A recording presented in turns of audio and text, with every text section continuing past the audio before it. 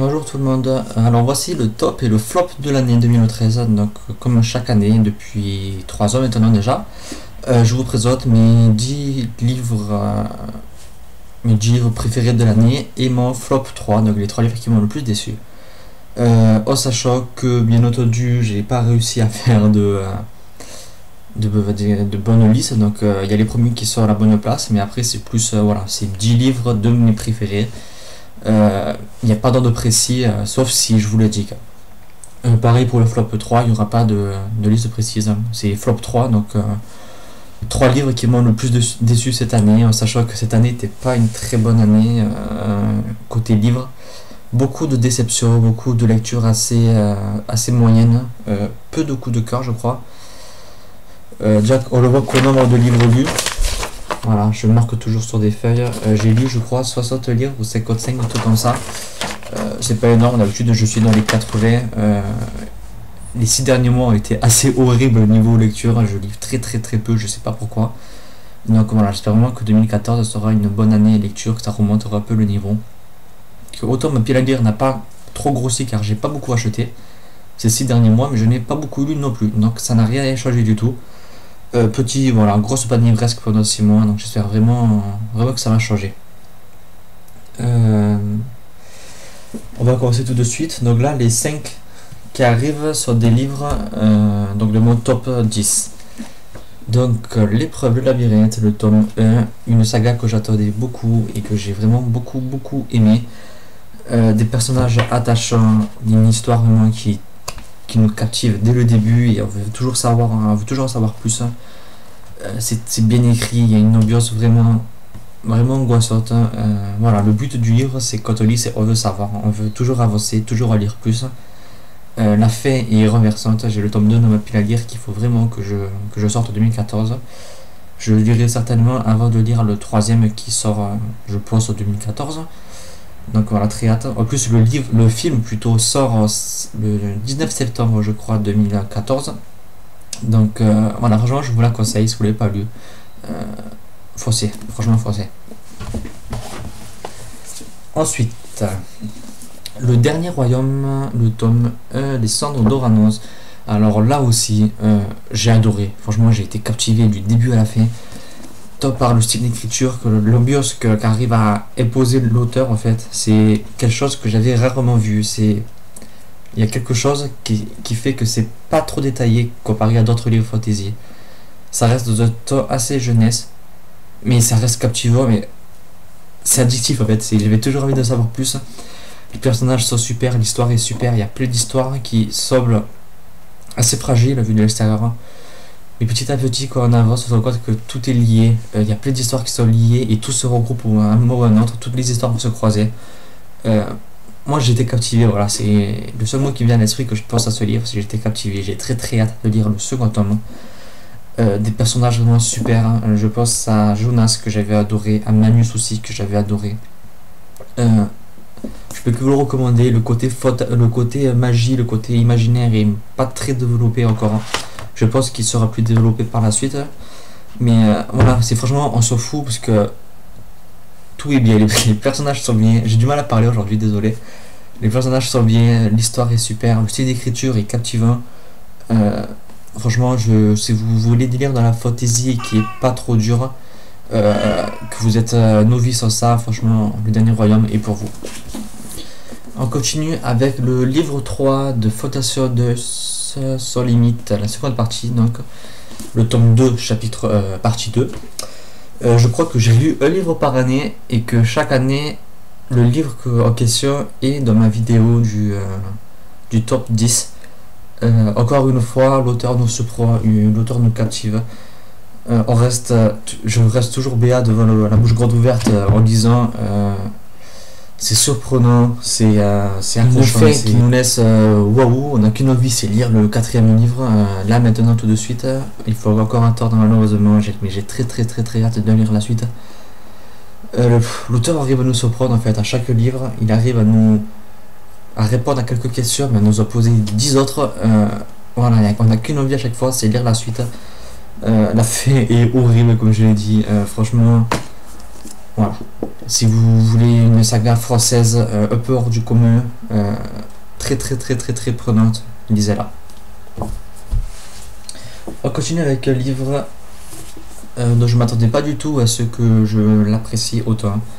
C'est E-Boy, un garçon qui se prend un iPhone ou un iTouch, un iPhone, oui, qui lui tombe sur la tête, et une puce électronique reste dans son cerveau, et il peut avoir toutes les capacités en fait d'un iPhone, en temps à distance, GPS, etc. Fait, voilà, tout le bazar que fait un iPhone, sauf le café. Je pensais que ça serait un peu nunuche, mais nunuche jeunesse en fait, que ça soit bien, mais vraiment soit plus. Et franchement, je trouvais ça vraiment pas mal, plus adulte que ce que je pensais. Ça n'a rien de révolutionnaire, ça n'a rien d'énorme, mais ça a ce petit effet.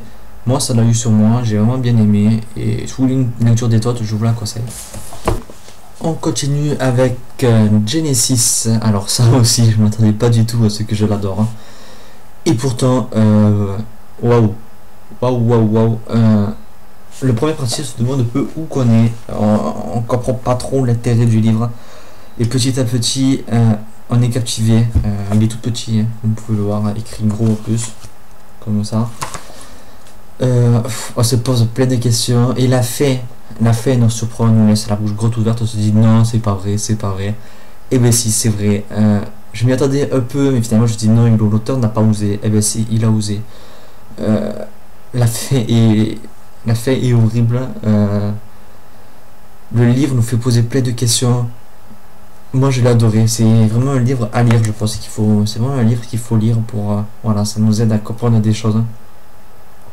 Ça nous questionne beaucoup. Moi j'ai beaucoup aimé. Je m'attendais pas du tout à ça en fait comme un livre. Je m'attendais pas du tout à un livre du genre. Mais voilà, si vous aimez un brin de science-fiction qui reconstruit notre histoire à nous, franchement, lisez-le. Ensuite, on va avancer avec les 5 livres que j'ai le plus aimé cette année, en sachant que les 3 qui arrivent là sont pour moi tous les 3 à la 3e place. Il n'y a pas de 5e, il n'y a pas de 4e, j'ai pas réussi à faire mon choix. Donc les 3 qui arrivent sont tous les 3 à égalité sur la 3e marche du podium. Et on va commencer avec Multiversum, Versum, je sais pas comment on dit. Couverture aussi magnifique que le livre. Ce livre est un bijou. Ce livre est énorme. Je suis pas fan de tout ce qui est autre galaxie, autre univers parallèle, etc. Souvent on est vite perdu, on comprend rien. Ils sont là, mais ils sont là-bas, ils sont ici, mais ils font ça là, machin. Ça a des répercussions sur ici, mais pas sur là, parce que là, machin. Moi je suis vite perdu. Et franchement là, tout est très bien expliqué. Enfin, moi j'ai trouvé que c'était très bien expliqué. Je sais que certains n'ont rien compris. Moi j'ai trouvé ça vraiment très facile à comprendre, très bien expliqué. L'histoire est très bien construite, des personnages je les ai trouvés attachants. Voilà, franchement je vois rien d'autre à dire. C'est captivant comme tous les autres livres que j'ai lus, les 10 livres qui auront dans ce top. On se laisse vite absorber. Chaque fin de chapitre me donne envie de lire le suivant, pardon. Là, le derrière aussi est magnifique, vous voyez, comme ça. La couverture magnifique, je suis amoureux de la couverture. Voilà, un livre vraiment super à lire. Une fée qui nous... voilà, on veut le tome 2 là maintenant tout de suite. J'espère qu'on l'aura en 2014 quand même, parce qu'il est sorti l'année dernière, cette année, début d'année je crois, en Italie. Et voilà, franchement lisez-le, si vous aimez ce genre de livre, lisez-le, et même que pour la couverture il le faut quoi, c'est un petit bijou. On continue avec 6, c'est le tome final de la saga que j'adore, une fée percutante, une fée sanglante, une fée à la hauteur de ce que j'attendais de la part de Michael Grant, toujours aussi sanglant, toujours aussi percutant, toujours aussi choc. L'intrigue se termine en bien ou en mal, vous le découvrirez vous-même, mais c'est vraiment une fée qui m'a... voilà, qui reste gravée, une saga en elle-même qui reste gravée avec des hauts et des bas, surtout le tome 2 en bas, comme vous le savez. Mais voilà, ça reste un gars vraiment que j'aurais adoré, qui va sortir en série l'année prochaine, je crois, 2015, je crois qu'elle commence. J'ai un peu peur de la série parce que il y a une ambiance vraiment très particulière de Gone, et j'ai bien peur que ça soit pas, ça puisse pas le retranscrire parfaitement. En film, ça aurait été très bon, je pense, ça pourrait être très sombre, très dans l'esprit du livre. Mais en série, je ne le sens pas, je le dis franchement. Ensuite, le troisième livre à la troisième place, Battle Royale. Un gros pavé de 800 pages, ouais, plus de 800 pages, écrit quand même assez, voilà, assez petit mais pas trop. Une couverture qui donne le ton du livre. Ça aussi, c'est un gros carnage ce livre. L'intrigue est assez secondaire, mais arrive quand même à nous captiver. Même si en fait on se fout un peu, parce qu'on veut juste savoir qui va mourir et comment il va mourir. Pour ceux qui ne se rappellent pas, c'est une classe de 24 élèves. Oui, il n'y a pas écrit, je crois que c'est 24 élèves ou 30 élèves qui sont tirés au sort, une classe de 3ème, et il va se retrouver sur une île, il doit rester que survivant. Beaucoup de sang, c'est beaucoup plus cru que Hunger Games. Mais Hunger Games mise plus sur l'intrigue. Ici, c'est plus sur le côté sanglant, etc. Et franchement, ça marche, c'est un bain de sang, c'est un carnage, c'est des crevages de yeux avec des doigts, etc. J'avais des frissons en lisant, c'est horrible. Franchement, c'est une très bonne lecture qui fait quand même assez réfléchir sur le fond du sujet. Si vous avez Hunger Games, que vous avez 16 ans, on va dire, franchement, foncez, parce que vous allez adorer. Bon, par contre, ne pas voir le film après, parce que c'est un gros nanar à côté du livre. Mais franchement, si vous pouvez le lire, lisez-le, parce que c'est sûr, c'est compliqué. Le début, les 40 premières pages, on se dit, mais dans quoi je suis tombé? Parce qu'ils décrivent tous les élèves. Voilà, là vous avez une liste là, une liste là avec tous les élèves. Bien entendu, ce ne sont pas des noms courants, je ne sais pas si on va bien voir. Kayoko, Katoiki, Yumiko, Kusaka. Donc, premier chapitre, on nous parle de tous ces élèves qui sont dans le bus, on les décrit, etc. On se dit, mon Dieu, il faut que je retienne tout. Heureusement, ils commencent à vite mourir, donc on est content que tu meurs. On se dit, ça y est, ça fait des noms en moins à retenir. Voilà, bon, ils mettent quand même tout ça à mourir, mais c'est vraiment une saga livre pardon, que j'ai adoré. Franchement, c'est à lire. Et voici maintenant le top 2, donc les 2 livres coup de cœur de l'année. Le second livre de l'année est A comme aujourd'hui. Désolé, il y a le soleil qui reflète. Voilà. Donc je m'attendais pas du tout à ce qui soit dans ce top, je m'attendais pas du tout à les mêmes autant, surtout que la couverture est pas top, enfin pour moi c'est pas mon genre de couverture. Et pourtant, wow, il y a tant d'émotions dans ce livre, il y a tant de personnages, tant on s'accroche. Pour ceux qui ne se rappellent pas, c'est une histoire de A, qui s'appelle A, parce qu'il n'a pas de prénom. C'est un garçon qui tous les matins se réveille dans le corps d'une autre personne. Donc il n'a pas de famille, il n'a pas d'amis, il n'a pas d'accroche en fait, il n'a pas de réelle vie à lui, il vit la vie des autres, il essaie de pas se faire remarquer. Et déjà Ricotta ça m'avait touché, il va rentrer dans la peau de personnes de jeunes de son âge en fait, qui sont, voilà, on ne peut que s'attacher à eux. Un livre plein d'émotions, une fin mais qui m'a horripilé, j'étais en larmes à la fin. Moi qui n'aime pas les histoires d'amour, j'ai trouvé l'acte à la fin tellement beau, tellement magnifique que j'étais en larmes. C'est la première fois je crois que je pleure pour une histoire d'amour. Voilà, moi la fin m'a captivé, m'a touché, pardon, le livre m'a captivé. On a toujours hâte de savoir dans quel corps il va tomber, ce qui va se passer, comment il va faire pour se sortir du pétrin dans lequel il s'est mis. Voilà, moi j'ai été totalement absorbé par ce livre. J'ai hâte de lire des nouveaux livres de l'auteur. Et voilà, si vous aimez l'histoire d'amour ou des histoires avec une poète de fantaisie et des personnages vraiment attachants, je ne peux que vous le recommander, pardon. Et sortez le mouchoir à la fin, franchement. Oh, j'ai tout fait tomber presque, voilà. Et on est là maintenant pour le coup de cœur de l'année. Certains, je pense, savent déjà de quel livre je vais parler. C'est mon premier livre, je crois, cette année. C'est le second livre que j'ai lu cette année, donc en janvier. Un livre qui m'a été offert à Noël par Caroline, alias ma bibliothèque. Il s'agit bien entendu de Le Monde de Charlie, qui est mon livre mon livre adoré, mon livre coup de cœur de l'année, mon plus gros coup de cœur depuis Harry Potter, je crois, en fait. C'est mon. Voilà. C'est depuis Harry Potter, j'ai pas eu un coup de cœur comme ça. Ça fait un an que je l'ai lu. Ça fait un an que je pense à Charlie presque tous les jours. Que j'ai une pensée pour lui, une pensée pour ses amis, Sam et Patrick. Ça m'a touché, mais je ne m'attendais pas à ça. C'est des personnages qui m'ont semblé tellement réels que j'étais persuadé que Charlie était mon ami. Que le livre, en fait, c'est chaque chapitre, ce sont des lettres qu'il écrit à une personne inconnue. Et le première phrase, il parle de mon ami, je crois. À un moment, il dit mon ami, ça, voilà. Premier chapitre, il dit ton ami. Donc, c'est quelqu'un à qui il envoie des lettres, mais on ne sait pas à qui, en fait. Et petit à petit, on comprend que c'est à nous qu'il envoie ces lettres. Et je me suis senti son ami, je me suis senti proche de lui. Même si je me sentais impuissant, vu que finalement, lui, il veut pas qu'on y réponde. Donc, il envoie toujours des lettres juste dans un sens. C'est lui qui nous les envoie, mais nous, on ne peut pas répondre. Et parfois, j'avais envie de répondre, j'avais envie de le consoler. Et voilà, c'est frustrant ce que tu peux pas, je pouvais pas. Et l'histoire m'a captivé, je voulais toujours en savoir plus. Même si l'histoire, finalement, n'est pas grandiose. Mais c'est tellement touchant, c'est tellement vrai, c'est tellement réel, c'est tellement poignant en fait. C'est tellement dans ce qui se passe pour beaucoup de personnes. Je me suis senti tellement proche de Charlie que voilà, pour moi c'était un ami, c'était un petit frère. Et voilà, je voulais qu'une chose, c'était le consoler, lui dire que tout allait bien, etc. La fin m'a choqué, même si je sais que beaucoup de personnes ne l'ont pas comprise.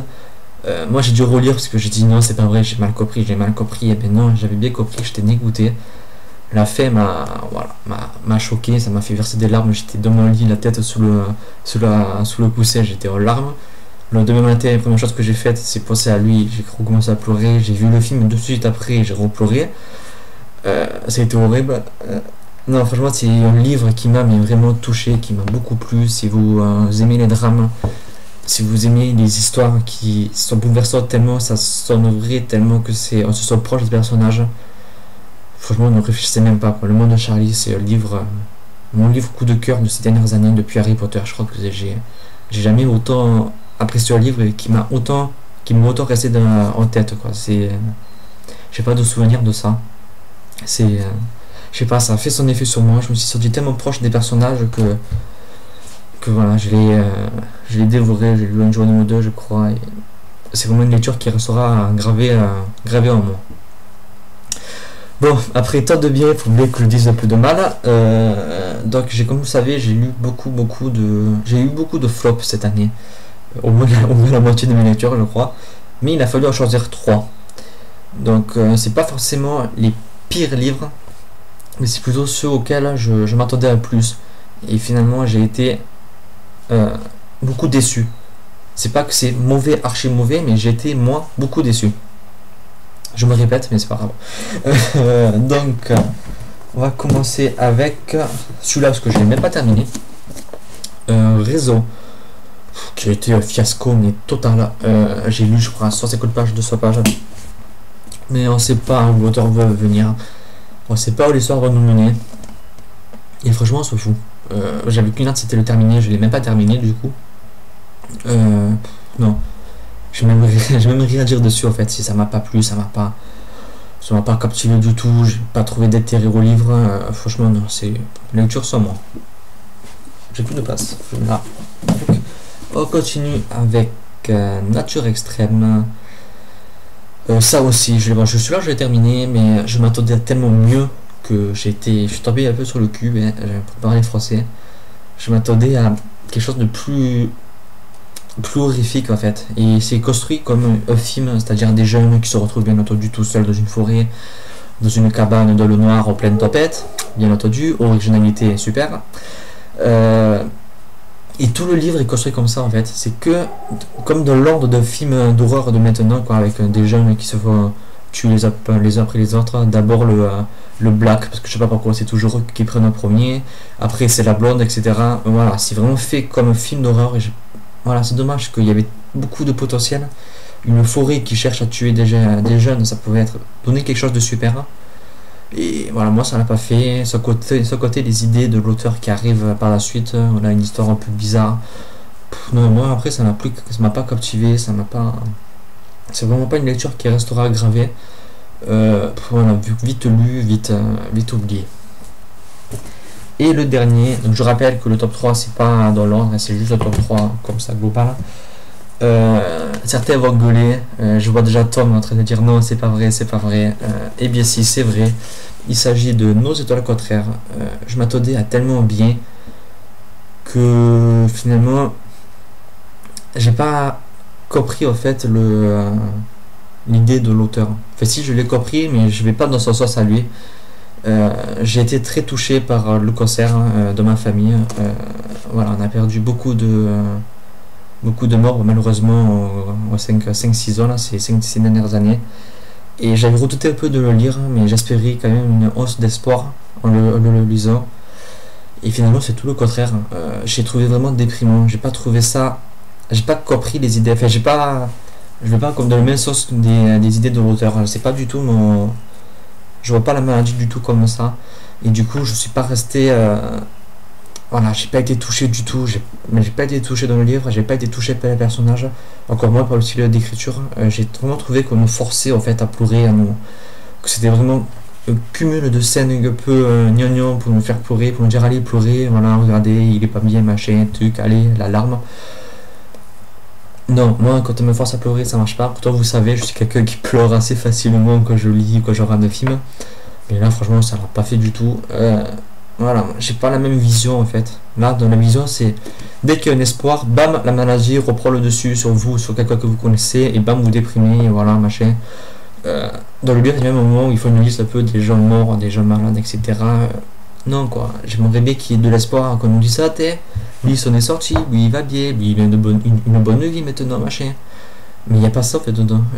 Ou alors, il y a ça, mais de suite, on nous dit, ah, lui, il est retombé malade, lui, il est mort, lui ça s'est aggravé, lui, il est en phase terminale, etc. Non, moi, je voulais de l'espoir, en fait, et franchement, j'ai pas retrouvé. Voilà, j'ai pas retrouvé ça. Peut-être parce que j'ai été trop touché par cette maladie de ma famille, je ne sais pas. Mais voilà, moi ça, je suis pas du même, voilà, je vois pas ça dans le même genre que l'auteur malheureusement. Après, je sais que beaucoup ont aimé, mais voilà, moi ça l'a pas fait malheureusement. On verra le film qui va sortir, même si bizarrement je le sens pas du tout. J'ai vu un peu l'affiche, les acteurs, etc. Déjà, ce soit une actrice que je peux déjà pas me blairer. Donc peut-être que je vais être surpris par le film et que ça me donne envie de le relire. Mais pour l'instant, non. Voilà, pour l'instant, moi, ça reste une très très grosse déception. Donc voilà, c'est tout pour cette vidéo. J'espère que vous aura plu. Si vous voulez faire des top 10, top 3, n'hésitez pas. Je vous souhaite une très bonne année. J'espère que vous avez passé une très joyeuse Noël d'abord. Vous avez été bien gâtés pour le Papa Noël en livre, en film, en musique, en habits, en jouets, en ce que vous voulez. Surtout que vous êtes proche de votre famille, que vous profitez bien d'eux. Je vous souhaite aussi une très très bonne année 2014 et on se retrouve en 2014. Bye.